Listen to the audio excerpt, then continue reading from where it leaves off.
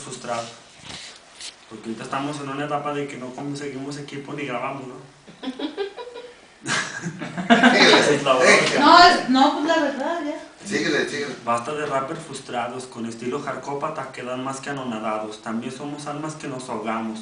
En este movimiento cada quien avienta sus dados. Traemos líricas como dardos, no tenemos coches ni estamos acomodados. Con dinero en la mano y firmando, estaríamos atados.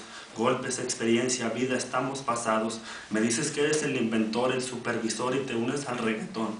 Buscamos beats constantes, sí, decimos palabras antisonantes. Estilo hardcópata, nacido para que lo maltrates, acoplado a tu memory para que lo arrastres. Ya lo dije, un artista es de momentos de inspiración. En el escenario se exige acción, por eso no dudamos a hacer rimas con precaución. La rima se presta para traición, ofendemos y afectamos, la palabra precisa nuestra munición. ¡Bravo!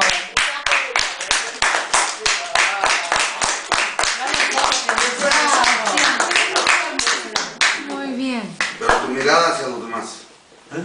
Tu mirada hacia los demás. Sí, pero es que me estaba acordando. Pero cuando lo hagas, haz